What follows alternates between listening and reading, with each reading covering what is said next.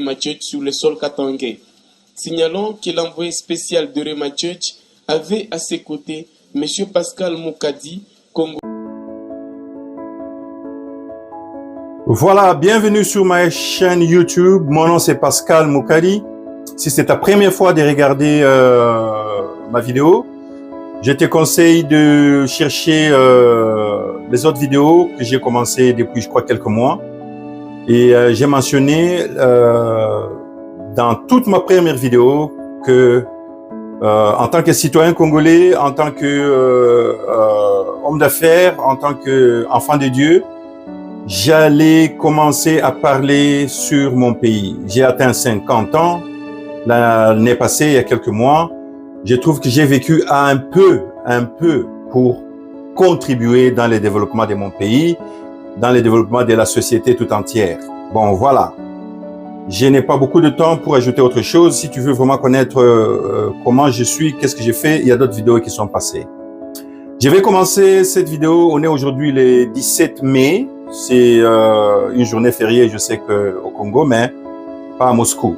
Je suis à Moscou, en Russie, et c'est là où j'évolue depuis quelques années. Comme je dis dans mes vidéos passées, tu peux regarder si ça t'intéresse.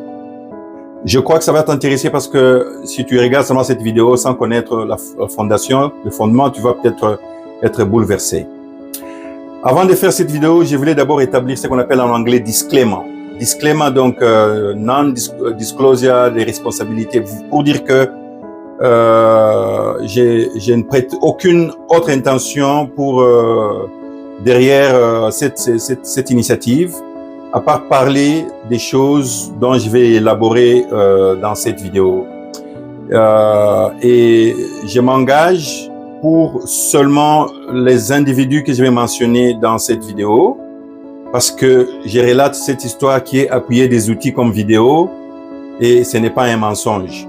Je dis parce que on est chez nous toujours en recherche de comment abattre l'autre en utilisant quoi que ce soit. Cette vidéo n'a aucune autre initiative que de parler de la redevabilité. Ça, c'est un mot que les gens en leadership dans notre pays, les gens en position d'autorité, que ce soit dans l'église, que ce soit dans la société, dans les compagnies, l'université, quand vous êtes dans une position d'influence, sachez que vous êtes devenu redevable à la société. On a l'IGF qui fait les inspections de ceci, des business. On a notre constitution, le judiciaire qui a tellement des outils pour faire marcher, fonctionner notre constitution. On a la cour constitutionnelle, la cour de cassation, la haute cour militaire. On a les conseils d'État. On a les cours et tribunaux militaires, haute cour militaire. On a tellement, c'est ça que, on a tellement des outils pour faire fonctionner notre constitution. On a des outils pour faire l'audit de notre administration. Mais je ne crois pas que dans notre pays, on a une sorte d'organe qui s'occupe de l'audit moral. Et sur ce point, vraiment, j'interpelle beaucoup de nos leaders dans l'Église. Vous qui étiez en position d'autorité, je ne crois pas que le temps est de notre côté pour avoir peur d'interpeller les gens qui dirigent notre pays. À tous les politiciens, j'ai envie de vous dire ici sincèrement, vous choisissez de prendre cette carrière. Ce n'est pas parce qu'on vous force la main, c'est parce que c'est votre volonté. Et dès que vous entrez dans la place publique, vous n'avez plus le droit à votre vie privée et à votre façon de penser, opinion, sans être interpellé. Ça va s'arrêter. Assez et assez. Assez et assez. Nous ne sommes pas vos enfants. Nous sommes des citoyens. On vous fait confiance pour diriger ces bateaux, nous amener à la bonne destination. Mais on ne va pas vraiment passer sur cette terre à vous observer et quand on est élu, on devient travailleur, mais chez nous, c'est le contraire.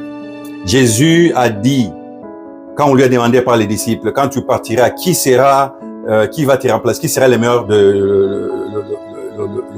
le chef des autres? Il a dit, c'est lui qui servira.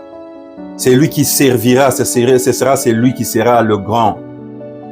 Alors, dans une société, une nation, là où on est à 95% chrétiens, 95%, on doit trouver ces valeurs morales s'appliquer dans notre société. Tu ne peux pas quitter de ta maison chrétienne, tu arrives au bureau, tu es païen. Si c'est ça qu'on se cache par la face, ce n'est pas possible. Quelque chose doit s'arrêter. Je ne me donne pas, moi, la responsabilité ou je ne me choisis pas d'être l'organe moral qui inspecte les valeurs morales de notre pays. À titre personnel, je suis humain, individu, père, homme d'affaires. Je ne suis pas parfait.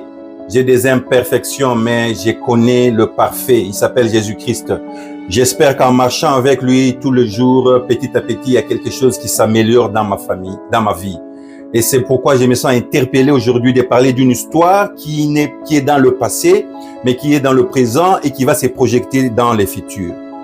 Je vais mentionner le nom de Moïse Katumbi dans cette vidéo. Moïse Katumbi en tant que gouverneur, pas le père des enfants, le mari d'une femme, le grand frère à quelqu'un ou le petit frère ou l'enfant de quelqu'un. Ces choses ne m'intéressent pas. Je ne les connais pas sous cet angle-là. Je les connais en tant que gouverneur. Et tout ce que je vais élaborer, c'est en tant que gouverneur, poste de gouverneur. En demandant cette position, il s'est rendu redevable à la société. C'est dans cette direction que je parle. Donc, Excellence Moïse Katumbi, tu me connais peut-être à peine comme je te connais. On a mangé à Casa Italiano avec Joshua McCall de Rema Church à ton invitation. On a été chez toi prendre un café à Lofoi, au golf. Et les vidéos que je vais mettre dans cette vidéo que je vais ajouter vont te montrer de quoi je parle. Donc, en tant que monsieur Katumbi, je ne te parle pas. Je parle au gouverneur depuis 2007 jusqu'à, je crois, 2015. Donc, c'est lui avec qui j'ai eu à travailler. Voilà, c'est à celui-là que je parle. Tous les respects en tant qu'homme d'affaires. Et d'ailleurs, félicitations de courage pour tout ce que tu entreprends pour changer notre société. Donc, je n'ai pas de rancune personnelle. Je ne suis pas marionnette d'un cadre politique. Je ne connais personne en politique au Congo. À ce point, rien ne m'intéresse. Je ferai la politique un jour, peut-être, dépendant de Dieu, mais je peux contribuer sur mon pays juste avec ce que je fais et je sais que ça peut aider quelqu'un, même une génération. Voilà, c'est tout ce que je voulais établir avant de parler. Mais si quelqu'un a ajouté, si quelqu'un a des raisons à trouver pour mal interpréter ce que je dis ou quoi que ce soit, ça aussi, je n'ai pas peur parce que je vais parler des choses dont je connais la source et la fondation. Si quelqu'un veut mal interpréter ceci, ça m'est égal. Vraiment, je n'ai pas peur d'un homme. Il n'est pas encore né. Je crains Dieu. Je ne cherche pas à faire de propagande ou à quoi que ce soit. Ça ne m'intéresse pas. Je parle de choses qui me sont chères, très chères au cœur, là où j'ai contribué. L'année est 2006. Je commence à faire un travail avec l'aide de Rema Church, une grande église en Afrique du Sud, par les soutiens du pasteur Rema Kole. Je demande qu'ils me soutiennent pour faire un travail au Congo sur les enfants de la rue. De 2005 vers 2006, je voyage au Congo chaque fois pour faire un travail sur terrain. Ça me prend beaucoup de temps. Comment tu fais ce travail? Je devais établir le nombre des sans-abri dans la ville de Lubumbashi. Dans la ville de Lubumbashi. Comment trouver les sans-abri? J'y allais en journée et en allant en journée, je voyais qu'il y avait tellement autant de gens qui n'avaient pas moyen de compter les sans-abri. Alors, je trouve une autre stratégie. Je commence à aller dans la ville la nuit. Donc, de 1h de minuit jusqu'à 3h du matin, je me promenais seul avec les anges de Dieu. Oui, ça c'est sûr. Parce que là où j'ai mis mes pieds, certaines nuits, il fallait que Dieu soit avec moi pour que je m'en sorte vivant. Dans la ville de Lubumbashi. J'ai trouvé des caves du côté d'Incendoé. J'ai trouvé des gens au marché, en dessous de ponts, au carrefour. J'ai trouvé des gens derrière le zoo. J'ai trouvé, et ça c'était par l'aide de certains enfants que j'ai trouvés. avec qui j'ai partagé la parole de Dieu à la brioche. J'ai acheté le pain, on est devenus copains et c'est eux qui me parlent de la vie nocturne. Donc, je me trouve en train de me promener la nuit pour aller chercher ces endroits là où tous les hommes laissent, les sans-abri se cachent. Et j'arrive à récolter un nombre de sans-abri. Je trouve qu'ils sont très bien divisés. Ils ont chacun un groupe là où il appartient. Dans leur groupe, ils ont leur leader. Et leur leader dirige une sorte de, comment on appelle, un teuf. Une partie de la ville là où les autres ne peuvent pas aller sans permission. Tout ça, c'est au fait l'informel, mais ça se passe la nuit. Et nous, et vous, les autorités de la ville, vous n'êtes même pas au courant que dans la ville, quand vous fermez, il y a aussi d'autres autorités qui s'élèvent. Il y a des gouverneurs, il y a des premiers ministres dans la ville de Lubumbashi. Moi, je les ai rencontrés. Il fallait chercher leur permission pour prêcher la parole de Dieu à leurs membres. Et des fois, me trouvais dans des caves là où le chanvre était tellement fort. Quand j'ai en sortais, je ne savais pas si c'était le Saint-Esprit qui m'a enivré ou c'était les chanvres. Mais j'ai prié pour ces gens. Mais n'empêche, après quelques mois, je suis devenu ami de tous les sans-abri de Lubumbashi et je les connaissais certains par leur nom et j'ai oublié avec les années qui se sont passées, écoulées. Donc, je suis en train de faire ce travail pendant un nombre d'années. Et maintenant, j'établis une différence entre sans-abri, parce que j'avais maintenant leur nombre, et c'est qu'on a comme délinquance juvénile, donc qui amène les gens dans la ville. On a la mendicité forcée, les parents qui jettent les enfants en ville pour demander, ils les reprennent la nuit. Et il y a aussi juste les pickpockets qui vont voler. Et puis, il y a aussi juste les jeunes qui se promènent pendant la période entre les examens d'État et aller à l'université. C'est un moment vide là où il y a des jeunes qui sont libres et tout le monde va en ville. Donc, quand tu vas en ville, tu vois, il y a une grande masse de jeunes, de la jeunesse, mais parmi les milliers qui avaient les sans-abri, il n'y avait que 66, moins de 100. Donc, j'ai fait connaissance d'eux, j'ai pris couramment avec eux et ils me connaissent à titre personnel. Voilà. Et dans l'entretemps, Moïse, en 2007, devient gouverneur. Et il lance l'appel. Il demande à tout Congolais et toute Congolaise, localement ou en diaspora, de venir lui tendre la main pour aider à faire développer la province du Katanga. Étant Katangais, étant Congolais, étant en affaires, d'abord, le choix de Moïse comme gouverneur a fait les waves dans le monde parce que c'est la première fois on sort de la doctrine là où un gouverneur vient de la politique politicienne. Moïse n'était pas politicien, donc il vient de la Zambie, là où il a été homme d'affaires, et je les connais en Zambie un peu à travers les affaires parce que il y avait une année où il faisait la campagne de Chiluba et il cherchait le maïs pour réduire les prix de maïs en Zambie. Il appelle les africanaires fermiers sud-africains et qui sont mes partenaires dans les affaires. Il me demande si je connaissais un Moïse et tout. J'ai dit, ah, quel hasard, je connais, il est en Zambie, oui, c'est messieurs, voilà. On peut travailler. J'ai dit, allez-y, c'est un homme d'affaires. Je ne sais pas qu'est-ce qui a suivi après, mais c'est comme ça que j'ai fait quand même à travers les fermiers connaissance de ce que Moïse faisait en Zambie. Donc, quand il fait maintenant l'appel à la diaspora, il veut qu'on vienne l'aider. Je me sens interpellé et je lui fais confiance. J'ai cru en lui parce que je me dis, homme d'affaires, province de Katanga, il a un style différent, il va changer notre pays, il faut lui donner. Et je suis aussi interpellé en tant que enfant de Dieu. Parce qu'une chose avec Dieu, tu ne peux pas juste connaître les versets sans les exploiter. Ça, ce n'est pas Dieu. C'est pourquoi je suis vraiment contre cette chrétienté sans fruit. J'en ai ras-le-bol. Ras-le-bol. Si tu suis mes vidéos d'avant, tu vas voir un ras-le-bol. Ce n'est pas chercher la popularité. Non, c'est juste, il y a un moment quand on a le Saint-Esprit, on ne peut plus se mettre et juste fermer les yeux. Ça ne marche pas. Ceux qui le font, je ne sais pas comment ils vivent. C'est pas possible. Voilà, je vais quelques mois après au Congo. Je ne reste pas loin du gouvernorat parce que je suis toujours en train de faire mon travail avec ces enfants de la rue.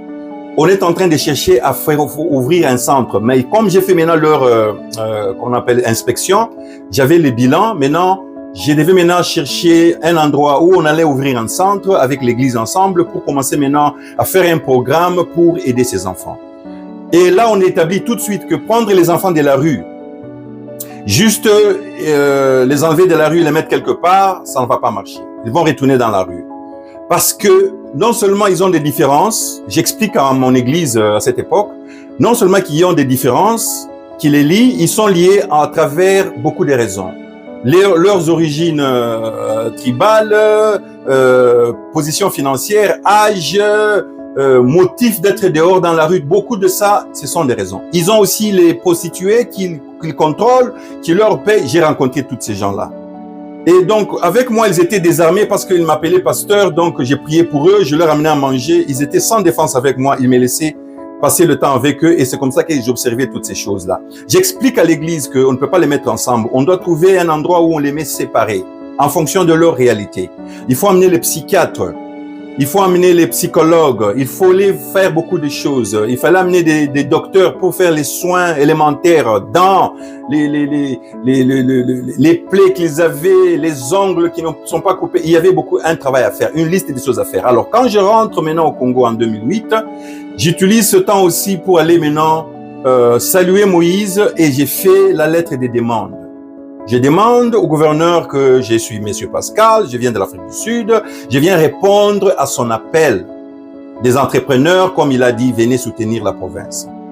Et j'arrive au gouvernorat, on me dit, la porte d'entrée c'est par de l'autre côté, je trouve la petite entrée, je trouve les gens qui sont là, je présente mon cas, ils me demandent la lettre, je dépose la lettre. Ils disent, laisse ton numéro, on va t'appeler. Un jour, 2, 3, une semaine, rien. Je pars encore là-bas demander. Ils me disent, on a déjà introduit, il faut attendre. Je dis, je reste en Afrique du Sud. Dites-moi si ça va prendre longtemps, je pars, je vais rentrer, il n'y a pas de problème. Ils me disent, il faut attendre, on ne sait pas te dire, il faut aller ou pas. J'insiste, maintenant là, on me présente à un papa, je n'oublierai jamais son nom, Papa Kibela. Et je lui présente mon cas, il dit, oui, on va trouver un moyen pour rencontrer le gouverneur. Et Papa Kibela me demande de réécrire encore la lettre. J'ai refait la lettre, je demande la raison, je dis c'est là, ce que je vais faire, je donne. Lui me dit d'attendre encore, j'attends une semaine. J'ai dit à la fin, Papa Kibela, ça va passer ou pas? Je vais au bureau un jour, il me dit viens demain. Je vais le lendemain, il me dit viens sur le lendemain. J'y vais et il me dit aujourd'hui tu vas les rencontrer dans la salle. Il me fait entrer dans une salle et j'attends enfin voir Monsieur Moïse Katumbi. Et quelques minutes passent, Papa Kibela vient, il me dit, Monsieur Katumbi est parti, il est parti en appel à Kashobwe, on fera un effort pour que tu aies un rendez-vous avec lui. Là, quelque part en sortant, un monsieur m'interpelle à côté, il me dit, Monsieur, on est en train de vous berner. Je dis, berner, il me dit oui.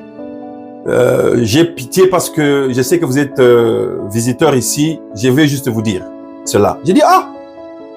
Voilà, au moins j'ai fait ma part. Si c'est ça, je m'en vais. J'ai dit à Papa Kibela, ça c'est mon numéro, ça c'est mon email, la lettre est ici. Si vous trouvez que je peux voir le gouverneur, appelez-moi.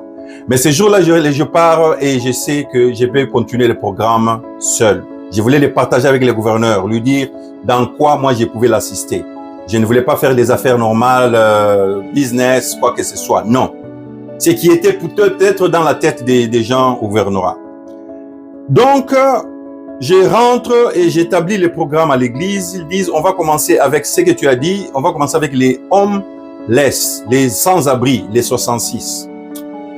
D'abord, les 66. Et puis maintenant, on va commencer à établir comment on met les autres groupes de délinquance juvénile, de mendicité forcée. Et on va établir ça. On avait tout un programme bien écrit. Quand je dis bien présenté. Quand je retourne maintenant au Congo, je suis en train de faire le même travail. Ça, c'est maintenant en décembre 2008. Je me trouve à Lubumbashi pour aller chercher mon fils qui restait là-bas avec sa mère pour l'amener avec moi en Afrique du Sud, continuer ses études. Et comme j'attendais janvier pour rentrer avec lui, mon fils qui n'est plus, il est décédé. Ceux qui me connaissent l'histoire. J'en parlerai, j'ai ça dans mon livre. Bon, ça, c'est une affaire personnelle. N'empêche, j'étais à Lubumbashi. Je suis à côté de Vodacom. Je connais pas encore l'avenue quoi, c'est Mobutu, je sais pas. Et je suis en train de dire au Seigneur en prière, j'ai dit Seigneur, je suis à Lubumbashi, je voulais passer la bonne année en Afrique du Sud, je n'ai vraiment pas de famille, tous mes amis sont déjà en vacances. Qu'est-ce que je vais faire à Lubumbashi? Je suis en train juste de parler dans mon esprit. Et je vois les enfants de la ville en train de passer devant ma voiture. Je suis au volant. Ils passent. Et le Seigneur me dit, mange avec eux. Ah, j'ai dit, mais comment j'ai pas pensé à ça? Je rentre à la maison où j'ai resté, je demande à la bonne parce que ma sœur amie était en Belgique en vacances. Je dis à la bonne, prends toutes les grosses casseroles, appelle tes amis dont les patrons sont en vacances, c'était décembre. On va acheter des choses au marché, il faut venir faire la liste, on va manger avec les mendiants le 31 décembre. On achète tout ce qu'on pouvait à boire, mais c'était des quantités colossales. Les femmes qui se sont alertées ont préparé. Le 31 décembre, je faisais une émission à Mwangaza. On me demande, tu fais quoi? J'ai dit non, je vais au Carrefour, à la station, manger avec les enfants de la rue. Et après l'émission à Mwangaza, je suis au Carrefour. Justement, il y a une queue d'enfants parce qu'ils les avaient alertés en avance. Tous, comme je les connaissais, ils étaient là. Et j'étais en train de partager à manger avec certains qu'ils avaient choisis comme leaders. On donnait à manger à tous ces enfants. Vers 3 heures du matin, on a fini, on va dormir. Le lendemain, je me réveille. J'ai des appels de partout. La semaine qui commence en janvier, je suis encore au Congo. Je pars en Afrique du Sud. Quand je retourne pour continuer le programme, maintenant, il y a une dame qui possède la télé Mwangaza, donc peut-être vous soupçonnez c'est qui me dit que son mari qui était gouverneur, qui était ministre des Finances du gouvernement Katumbi, lui a dit que le monsieur Katumbi voulait voir le jeune qui était à la télé, qui parlait des enfants de la rue. La raison, c'est que le gouvernement avait aussi un programme parallèle. Alors j'ai dit non, moi, j'ai pas de problème. Moi, j'ai fait ça au nom de l'Église. Si vous faites ça au nom du gouvernement, on peut toujours trouver comment on peut vous assister. On n'a pas besoin de la gloire. Prenez la gloire, nous, on va faire le travail. Il n'y a aucun problème. J'ai dit, sur ça, je peux voir le gouverneur s'il est disposé. Je vois le gouverneur, les vidéos que je vais poster vont me montrer comment on s'est vu. Et là, je l'explique.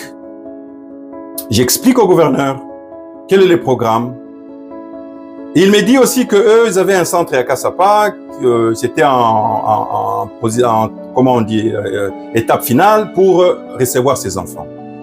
Moi, je lui dis ce que j'ai déjà fait et j'ai dit, ce n'est pas aussi facile que vous le croyez. Si vous prenez ces enfants, vous les amenez là-bas, monsieur le gouverneur, vous devez savoir que dans la rue, quand ils tombent malades, ils meurent, vous les prenez, vous les jetez à la morgue, on les enterre, il n'y a rien qui vous poursuit. Mais dès que vous les prenez en charge, vous dites que vous êtes vous responsable. Dès qu'un enfant meurt là-bas, vous devez savoir que il y a ce qu'on appelle human rights, les droits humains. Vous allez les voir, les gens là dans le bureau. Donc il faut vraiment être responsable, il faut savoir vraiment comment faire ça.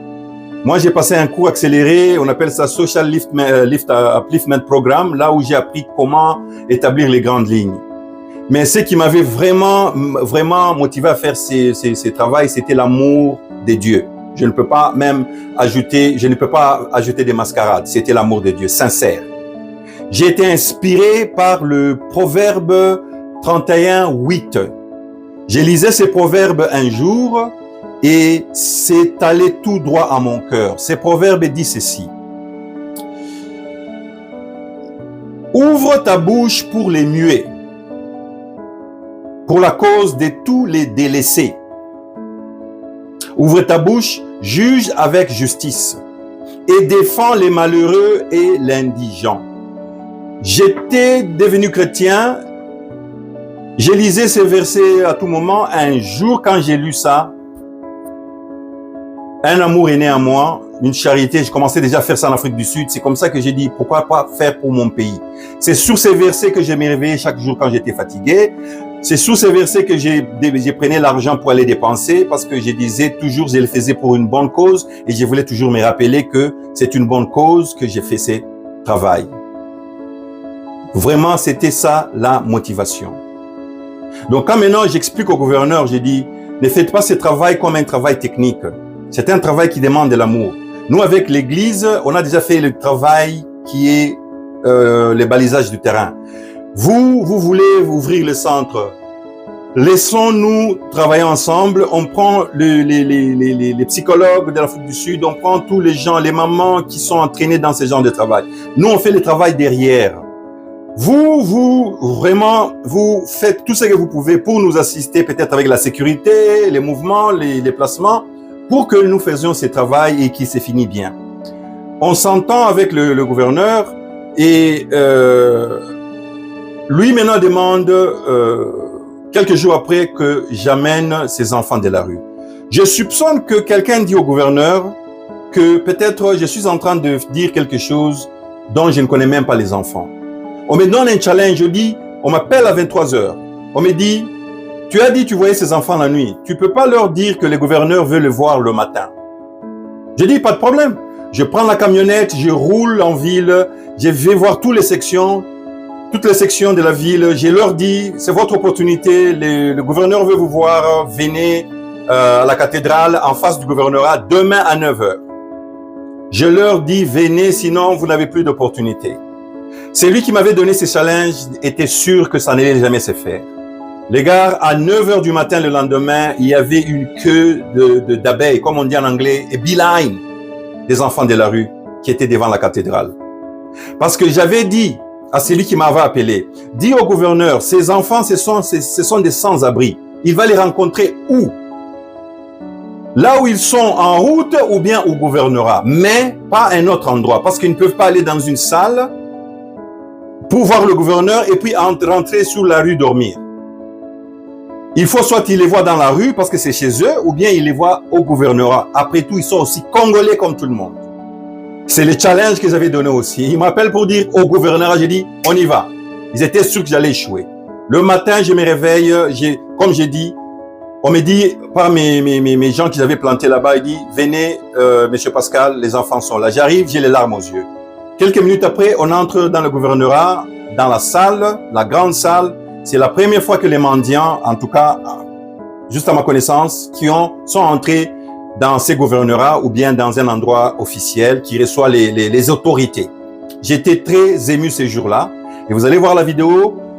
Et ce jour-là, on avait des t-shirts parce que j'étais en voyage de travail de l'église avec mon partenaire que vous allez voir, Joshua Makole. On allait donner les vidéos. On avait déjà parlé avec le gouverneur avant cette étape-là, avant qu'on nous appelle. Donc j'étais déjà à Lubumbashi et on avait déjà rencontré le gouverneur à qui on avait même remis une Bible. La vidéo est là aussi, vous allez voir. Donc il y avait déjà, comme on dit, les travaux préliminaires. Mais sauf qu'on m'avait vraiment pris par surprise. On m'a dit, le gouverneur n'a le temps que demain matin. On l'a fait. On est arrivé le lendemain.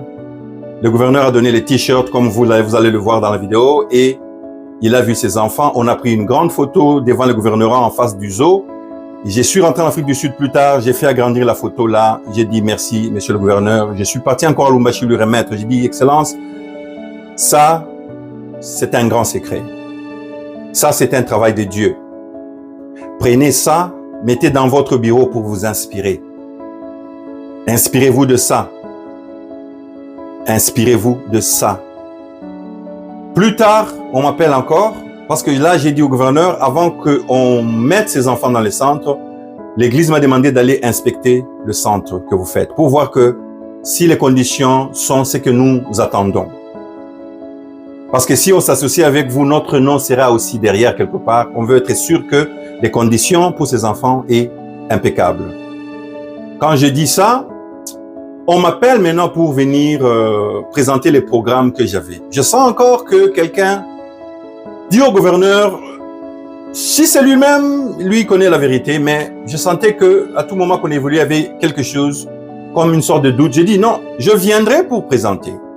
J'étais appelé à 17h ce jour-là, il y a une vidéo. J'ai présenté le projet devant tous les gouvernements de cette époque. Vous allez voir l'excellence Katumbi lui-même est là. Les feux Papa Yav, que je connais très bien, dont les enfants sont des amis de très longue date en Afrique du Sud. Il y a Mbaz qui est le président, le vieux Mbaz qui est l'assistant du gouverneur qui est là. Il y a Mwando qui est là. Il y a Monsieur Njoloko, Kasweshi. Tout le monde est là. Je présente. Ils ont des questions, ils ont des inquiétudes.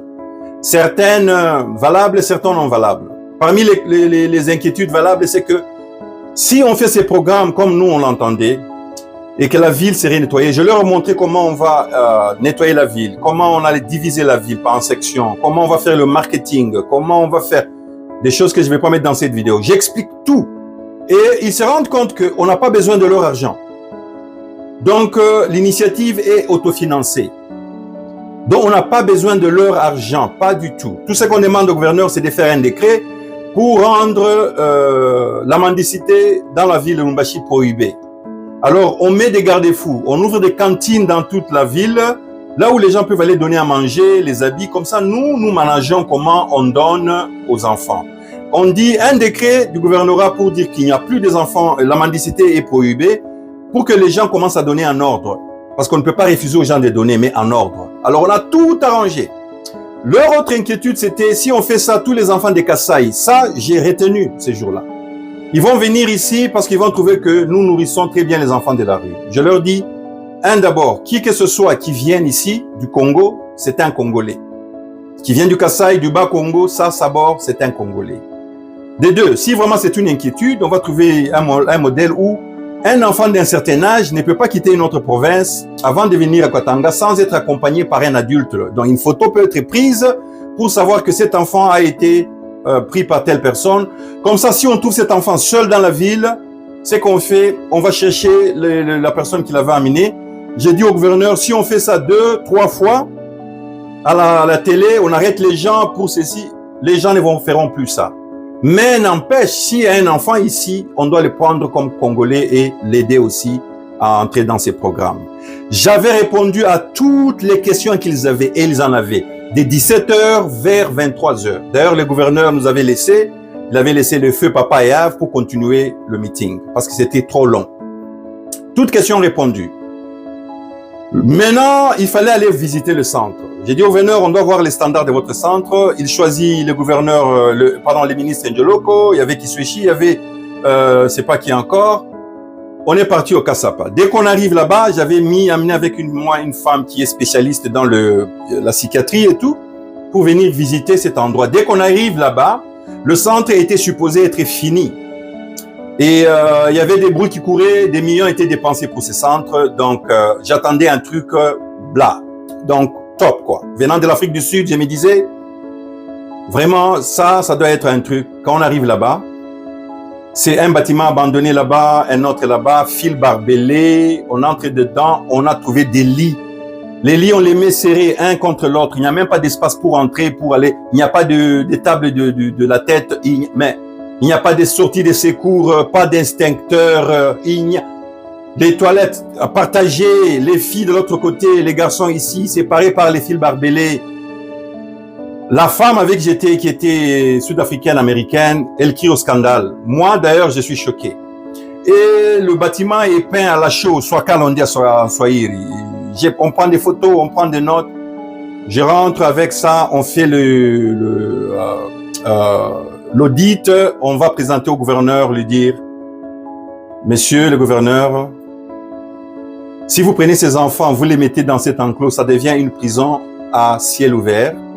S'il y a bagarre, les fils barbelés, ça sera des outils de meurtre.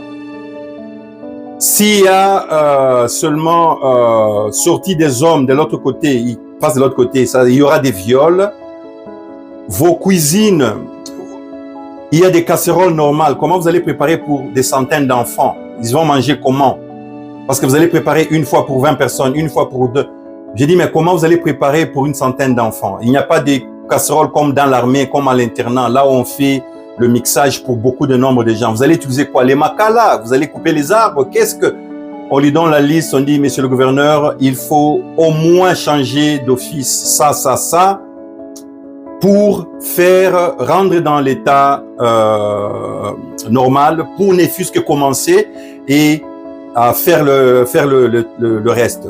Il fallait déplacer les femmes loin, à une distance un peu lointaine des hommes. Les toilettes, il fallait établir d'autres toilettes, ça ne coûte rien, pour qu'il y ait des douches et toilettes, et puis instincteurs, sortis de secours en cas de feu. Ce sont des fumeurs, ce sont des enfants de la rue. Comment vous allez les mettre comme ça, confinés dans une salle. La demande était noble et la demande était juste. Alors j'ai dit au gouverneur, ça on peut trouver en Afrique du Sud, ça on peut trouver en Afrique du Sud, ça on peut faire ça, ici localement, ça on peut faire ceci. Au lieu des fils barbelés, on peut utiliser cela, cela. Donc on fait l'état des besoins, on dit gouverneur, avec ça, il y a le minimum pour ouvrir le centre. Il y a le minimum pour ouvrir le centre. Il me dit, alors, quand tu vas en Afrique du Sud, trouve-moi ça, ça, ça et envoie-moi les prix. Je vais en Afrique du Sud, je trouve exactement toutes ces choses-là. Je fais un voyage à Lubumbashi dans les mains sûres qu'il m'avait donné à la maison à Lofoyi, je remets ça au gouverneur. J'arrive à Lubumbashi. Après ça, pour continuer toujours mon travail avec les enfants de la rue, le gouverneur est en déplacement à cette époque-là. Et j'appelle un ministre qu'il m'avait introduit pendant qu'on avait fait des réunions avant. Il me dit, oui, le gouverneur n'est pas là, il est en vacances, mais au fait, les enfants là, ils ne sont même pas recensés. J'ai dit, ça, c'est pas un problème. On peut les recenser, comment on trouve? On doit trouver leur nom, leurs identités. Je commence encore à faire ce travail. Je vais la nuit, j'établis toute une liste là où je prends nom, identité, poste-nom, date de naissance, l'âge de chaque enfant. On va à la poste. Il y avait une maison photographique là où tous les mendiants en une journée sont venus là-bas par groupe. On a pris des photos. Des photos. On a fait des macarons avec leur nom. J'avais un panier grand comme ça, avec tous les homeless, les sans-abri de Lubumbashi. Je suis allé remettre encore à Lofoyi, chez le gouverneur, dans les mains de la personne qu'il m'avait mentionné. Un des types de sécurité. J'ai donné tout ça. Donc, je suis content. Je rentre en Afrique du Sud. Et quand je retourne encore au Congo, avant que je retourne encore au Congo, là, j'apprends. Après juste avoir donné le recensement, après avoir donné l'état des besoins pour changer le centre, je suis appelé par quelqu'un qui était en Europe, dont j'étais le nom, qui me dit, on a fait l'inauguration du centre hier. J'ai dit, quel centre? Le centre de Kassapa. J'ai dit, oui, le gouverneur a fait l'ouverture, on a inauguré, on a pris les enfants de la rue. Je ne peux pas mentir que je n'étais pas d'abord choqué à cet instant, mais je n'étais pas aussi choqué qu'il soit venu comme ça, que ça soit fait comme ça. Que je ne sois pas appelé. J'étais choqué que je ne sois même pas informé, parce que j'ai travaillé avec le gouverneur quand même pendant cet instant-là, pendant un moment. Donc, ce que j'attendais, c'était ne fût-ce que pour être informé. Mais j'étais consolé.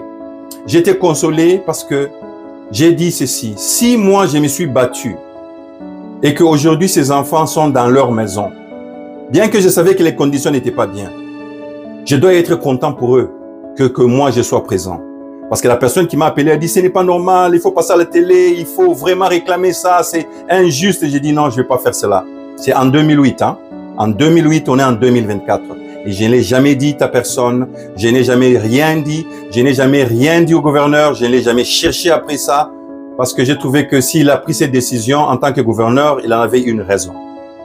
Mais la raison pour laquelle je parle de ça aujourd'hui, c'est parce que quelques mois après qu'il ait fait cette histoire, tous les enfants étaient retournés dans la rue. Et d'ailleurs, à la prochaine visite, quand j'étais allé à Lubumbashi, quand j'ai trouvé ces enfants, ils me réclamaient en ville. J'étais obligé de me cacher, fuir la ville. Parce qu'ils disaient que je les ai abandonnés. Je les ai amenés au nom dans le main du gouverneur. Et certains croyaient même que j'ai fait l'argent et j'ai fui, j'ai laissé le gouvernement continuer ce travail à leur détriment. Vous vous rendez compte? Vous vous rendez compte? Et jusqu'aujourd'hui, ces enfants que vous allez voir sur ces vidéos sont sans abri. Combien sont en vie, je ne le sais pas. Alors, pourquoi j'ai fait cette vidéo? C'est parce que tout celui ou toute celle qui est en position d'autorité aujourd'hui, si tu regardes cette vidéo, ne crois pas que ça concerne M. Katumbi. M. Katumbi ne me doit rien, mais il doit tout aux Congolais et aux Congolaises. Parce que quand il avait fait ça, c'était avec les budgets du gouvernement qu'il travaillait. Taxpayer money. Donc il est redevable de répondre pourquoi les enfants sont dans la rue aujourd'hui. Pendant qu'il avait un programme aussi bien établi, pourquoi il a choisi de continuer sachant que ça n'allait pas aller? Qu'est-ce que M. Katumbi aujourd'hui, écoutant ou regardant cette vidéo, qu'est-ce que lui, en tant que maintenant, prochain leader, qui comme il a toujours aspiré à des hautes positions dans notre société, et ce qui m'a interpellé à faire cette vidéo, c'est d'ailleurs ça. S'il était en retraite, j'aurais peut-être laissé tomber. Mais comme il aspire à des grandes positions, vous qui voulez aller en politique, vous qui êtes encore en politique, vous qui croyez que vous êtes des intouchables, vous qui êtes là en train de prendre les projets des gens, vous les prenez, vous les bafouez et puis vous les faites tomber. Vous devez savoir qu'à partir de cet instant où cette vidéo sortira, il y aura maintenant une redevabilité. Il y aura un processus de redevabilité là où les citoyens auront la chance de voter pour voir si vous avez fait un travail bien ou pas. Ça n'est pas que on va vous sortir de votre position parce que vous êtes élu, comme vous dites, élu. Ouais, j'espère que vous l'êtes. J'espère que vous l'êtes élu, vraiment, sincèrement élu. Parce que si vous l'êtes sincèrement élu sans payer quelqu'un, vous allez tout faire pour plaire à ces gens qui sont en train de vous donner ce pouvoir. Si vous l'êtes sincèrement. Si vous l'êtes sincèrement. Mais vous serez redevable si vous êtes en position d'autorité et vous bafouillez les destins des gens. Ces destins de ces enfants que vous allez voir dans ces vidéos, ça a été un destin volé. Volé. Parce que après 15 ans, pratiquement 15 ans aujourd'hui, combien de ces enfants seraient aujourd'hui des messieurs dans la société si ces programmes a été suivis? Combien sont morts aujourd'hui parce qu'on l'a seulement fait ça pour la propagande politique? Je ne peux pas vraiment condamner M. Katumbi à 100% parce que l'effet d'avoir même reçu ses enfants, faire tout ce qu'il a fait, je lui donne quand même ce qu'on appelle le bénéfice de doute parce que il y avait une initiative. Mais n'empêche, c'est lui qui était leader. Qu'il soit influencé par des gens. S'il y a des gens qui lui ont dit, Tika Mwana Wana, comme j'ai appris des choses, je ne mets pas ici officiellement ces choses que j'ai apprises. Si c'était des gens qui l'ont influencé et il a écouté, ça c'est l'échec de leadership. Et si M. Katumbi aspire à des positions présidentielles dans notre pays, il doit savoir avec qui s'entourer. Parce qu'il y a toujours des choses qui vont les rattraper même après 15 ans. Vous tous qui êtes en position politique, gouvernement, en opposition, en situation quelle que ce soit, pas seulement politique, sachez que il y a des yeux qui vous regardent, qui sont posés pour vous, sur vous. Ces petits garçons que vous voyez aujourd'hui, que vous malmenez, un jour, ça sera un monsieur, connu mondialement aussi, qui peut vous parler à part, au même niveau, si pas même élevé. Donc, n'estimez pas que vous êtes au-dessus de tout le monde. Je vous demande de payer attention à ce que les gens font, surtout si le nom de Dieu est derrière un projet. Vous voulez gérer l'argent. Gérez l'argent, mais ne prenez pas les âmes aussi à vos profits, à vos fins personnelles. Soyons quand même, arrivons à un moment où, quand on fait certaines choses, on laisse quand même les gens tranquilles. Quelqu'un vient de l'Afrique du Sud avec ses moyens, son temps pour aider une nation. Pas chercher les mines, non. Cherchez, non, les enfants de la rue. Vous prenez aussi ça et vous les faites mal. Comment vous faites ça? Arrêtons, on doit arrêter. On doit arrêter. Il y a maintenant une redevabilité qui va prendre place dans notre société. Faites très attention.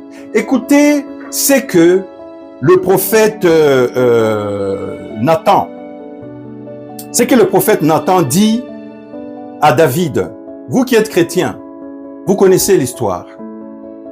L'Éternel envoya Nathan vers David et Nathan vint à lui et lui dit, il y avait dans une ville 2 hommes, l'un riche et l'autre pauvre. Le riche avait des brebis et des bœufs en très grand nombre. Le pauvre n'avait rien du tout qu'une petite brebis qu'il avait achetée. Il la nourrissait et elle grandissait chez lui avec ses enfants. Elle mangeait de son pain, buvait de sa coupe, dormait sur son sein et il la regardait comme sa fille. Un voyageur arriva chez l'homme riche et le riche n'a pas voulu toucher à ses brebis ou à ses bœufs pour préparer un repas au voyageur qui était venu chez lui. Il a pris la brebis du pauvre et l'a prêtée pour l'homme qui était venu chez lui. La colère de David, le roi, s'enflamma violemment contre cet homme. Et il dit à Nathan le prophète, « L'Éternel est vivant, l'homme qui a fait cela mérite la mort. Il rendra 4 brebis pour avoir commis cette action et pour avoir été sans pitié. » Nathan dit à David, « Tu es cet homme-là. Ainsi parle l'Éternel, les dieux d'Israël. »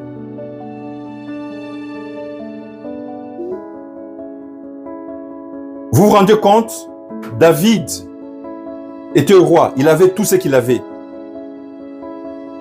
C'est comme vous, vous êtes en position d'autorité, vous avez les pouvoirs, vous avez les ceci. À l'époque, le gouverneur, les Tede Mazembe, les Nkuna Matata, gouverneur de la province, il y a les mines, il y a tout. Est-ce que vraiment le gouverneur avait besoin de faire le travail des mendiants de la rue? Ça, il pouvait laisser à quelqu'un qui était déjà expérimenté.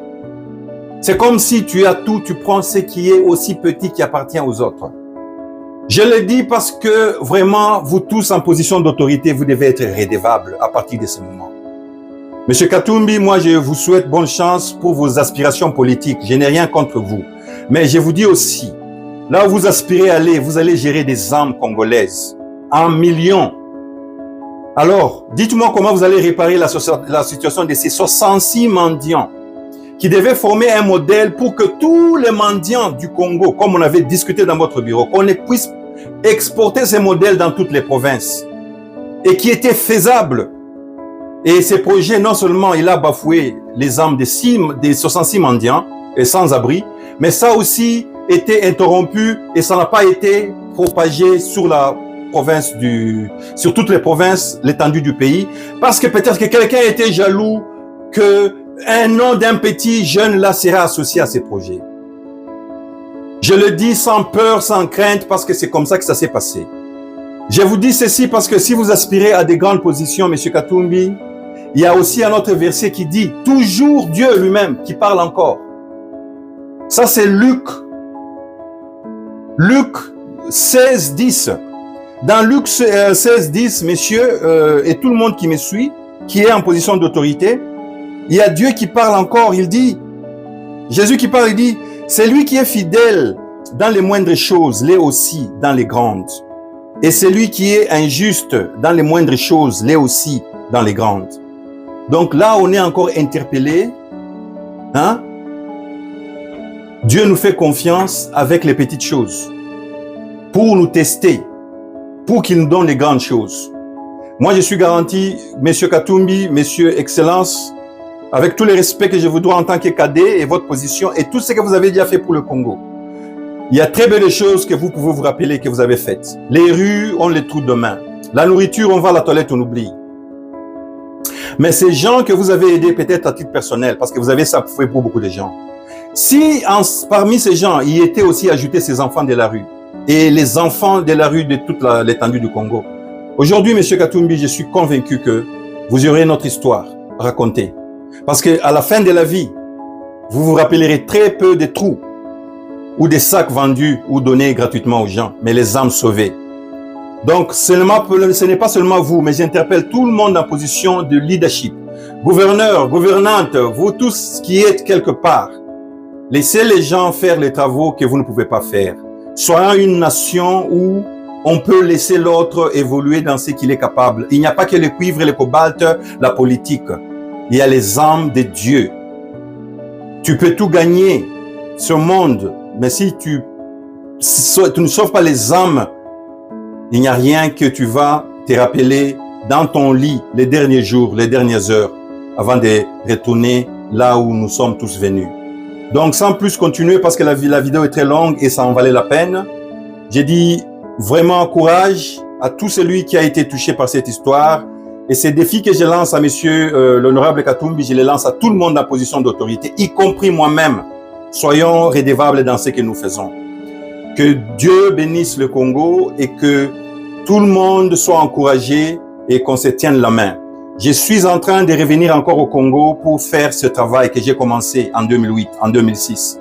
J'ai fait cette vidéo, c'est pour prévenir tous ceux-là qui sont en position d'autorité.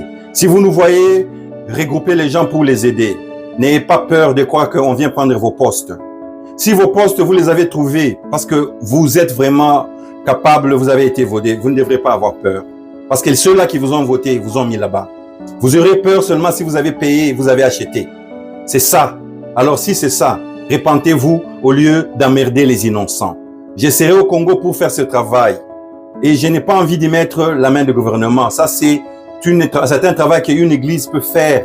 Je suis en partenariat, mais je n'hésiterai pas de travailler avec le gouvernement parce que on peut faire ça ensemble. Ce n'est pas pour un gain personnel. Alors, j'invite tout le monde.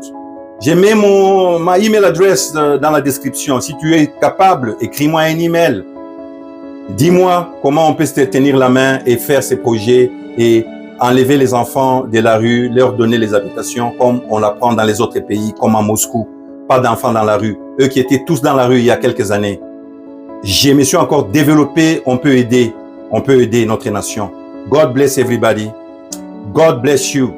Et je le répète encore, Excellence, bonne chance dans tes aspirations. Je n'appartiens à aucun groupe politique. Je ne suis motivé par qui que ce soit. Ça vient tout droit du cœur, instruit par mon Dieu. Et comprenez que je ne peux pas, quand Dieu parle, me taire quand il m'a donné une mission. Parce qu'il n'y a que moi qui peux l'amener là où elle doit arriver. Je vous dis merci en avance. Et j'attendrai, écoutez, M. Katumbi, qu'est-ce que vous suggérez? Quel apport vous allez mettre sur ces programmes pour qu'on continue?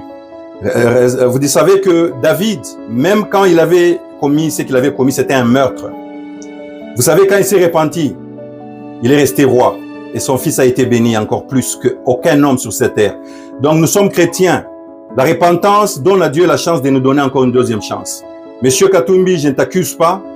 Je ne suis pas en train de faire cette vidéo pour te causer aucun tort. J'utilise ta notoriété pour mettre tout le monde en défi. Parce qu'il faut commencer quelque part.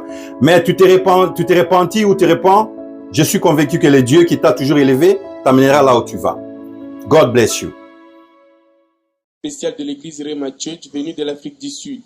Il s'agit de monsieur Joshua Makole, fils du pasteur Ray Makole de Rema Church, Djobour. Cette rencontre a porté sur la présentation du projet de raffermissement des liens avec les serviteurs de Dieu du Katanga, toutes tendances confondues. Il était également question de présenter un programme social que Rema Church compte réaliser au Katanga. Le gouverneur des provinces a été satisfait de cette rencontre et a Rema Church sur le sol katangais.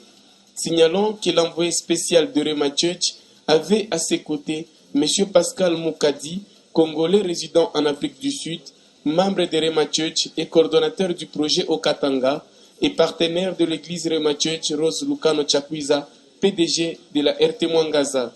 Au sortir de l'audience, Joshua Makole s'est dit satisfait et va entamer une série de visites et de rencontres au Katanga. Merci d'abord, Son Excellence, de nous avoir reçus.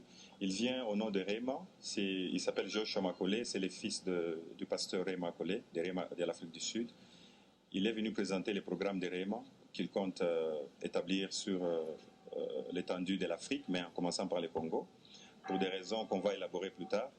Et c'est un programme pour aider les pauvres, solidifier les églises qui sont déjà sur place et faire beaucoup de programmes pour les jeunes, pour le développement spirituel, mental, même physique, économique, pourquoi pas, de notre pays. Bon, c'est pourquoi il est présent ici. Pas marginalisé, appelé communément Chegué, était convié à une rencontre avec Rema Church pour la cérémonie symbolique du lancement de son programme social au Katanga. Le gouverneur des provinces a tenu à ce que la cérémonie se déroule dans cette salle prestigieuse pour montrer son soutien à ces programmes que l'Église de Dieu vient d'entamer avec les enfants de la rue. D'entrée de jeu, Pascal Moukadi, coordonnateur de ces programmes, a circonscrit le sens de cette manifestation. Et Rema n'a pas oublié les enfants, les démunis de la ville. Alors, nous, on a trouvé qu'avec Rema, que l'honneur revient toujours au papa de la province de remettre les cadeaux que Rema a envoyés. C'est pourquoi on a organisé tous ces jeunes pour qu'eux sachent que c'est le papa qui est en charge de leur avenir, qui est aussi d'accord de la mission de Réma.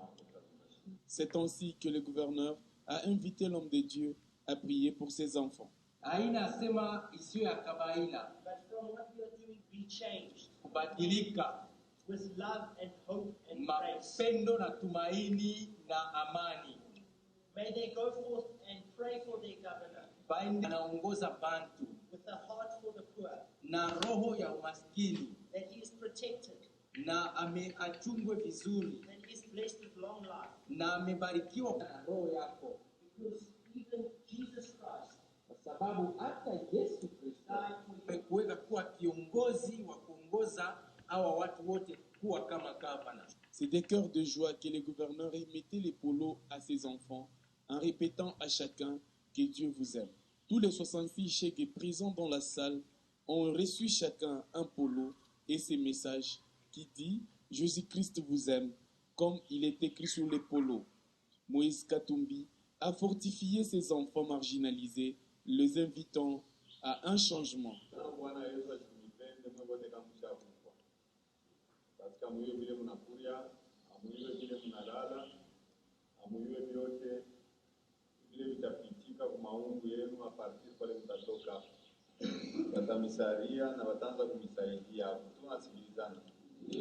Na mwe wenyewe wengine wataona pale watawapatia mpira, watasema tu anipatia mpira. Hapana, haina mpira ule wanipatia. Hii mpira iko na message. Si le Christ ne vous a pas aimé, vous serez tous morts parce que vous vivez par la grâce. Ils vont vous aider et ils vont continuer à vous aider. Ne réfléchissez pas en fonction de ces polos, car ça ne vous rappelle que le message du vin.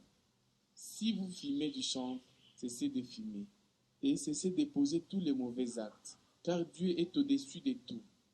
Certains parmi vous ont pris la drogue et en sont morts. Et pourtant, c'est peut-être parmi vous que sortira un gouverneur, un président de la République, des pasteurs, des patrons de Lubumbashi. Ne vous découragez pas. Vous serez orientés dans les écoles de métier. Qu'on ne vous trompe pas que le centre de Kassapa est une prison. Nous souhaitons qu'il y ait des chauffeurs, des soudeurs parmi vous et vous faire embaucher. Petit à petit, les choses vont changer et les parents vous chercheront. Mais ne vous vengez pas, pardonnez.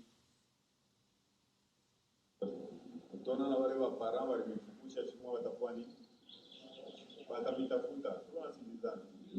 Haipaswi kuwarudishia ubaya, basi Bwana Yesu walimuwaka, anafufuka na alipardonaka wale wote walimuwaka. Tunasikilizana.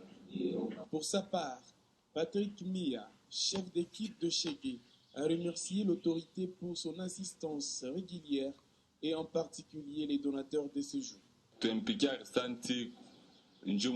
Nous vous remercions infiniment pour avoir pensé à nous. Nous ne souffrons pas de notre vouloir. C'est pourquoi nous vous remercions pour cet accent particulier que vous mettez sur nous.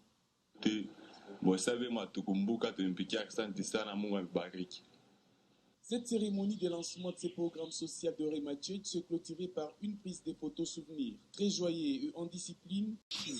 Leur entretien a justement porté sur la mission sociale et évangélique de Réma Church dans la ville. Réma Church entend travailler à la communion des peuples d'Afrique à l'évangile à travers les médias. Victor Mtichwa s'est réjoui de l'approfondissement des relations entre les chrétiens d'Afrique du Sud et du Congo à travers la parole de Dieu.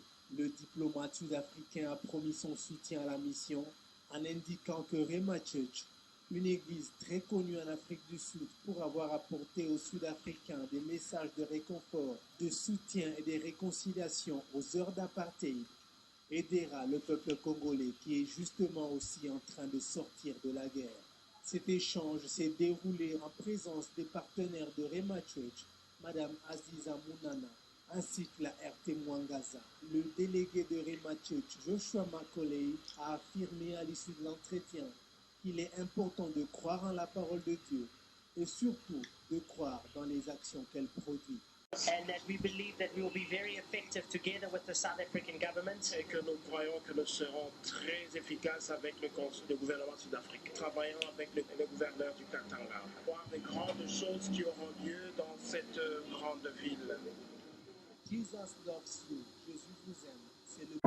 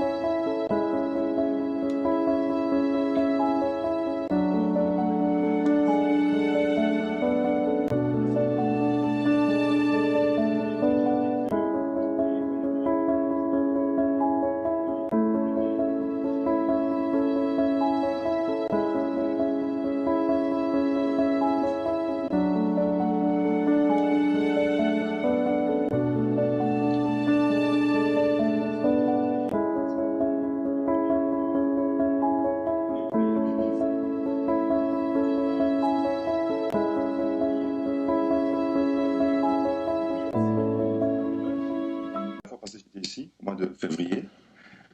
On était venu voir le gouverneur pour un projet sur les enfants démunis de la ville de Lubumbashi. Et ça, c'est juste la suite. On est venu maintenant lui remettre le concept qu'on va établir.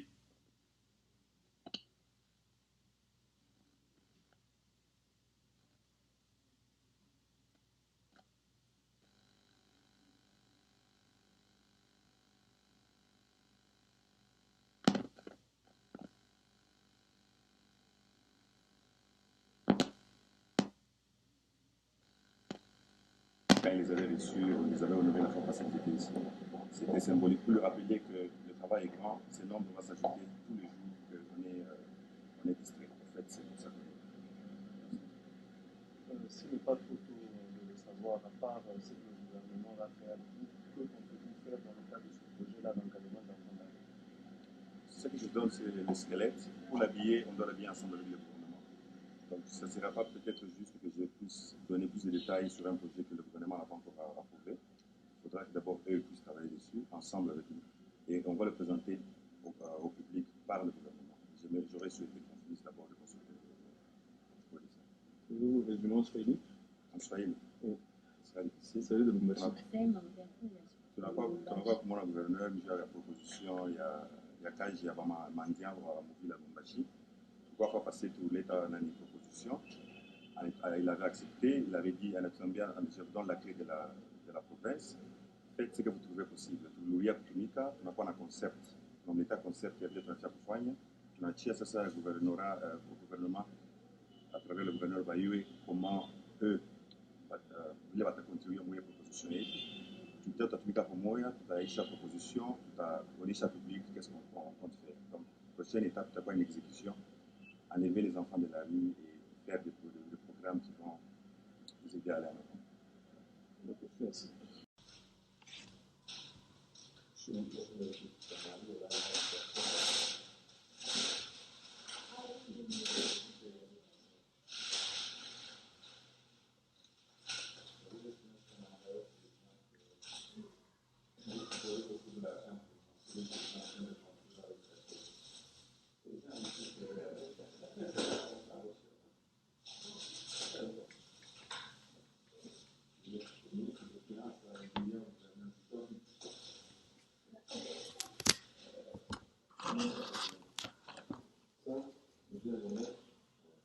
Comme symbole du projet que nous avons fait, ces enfants qui vont être reçus.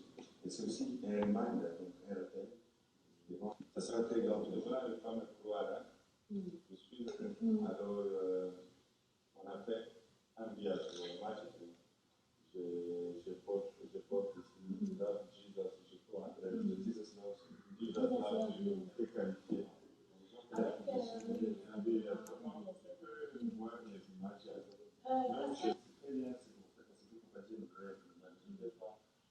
mais ça, c'est très important. Il y a des gens qui ont la partie de ça. Et aussi avec ça, Grace and Favor, c'est la maison qui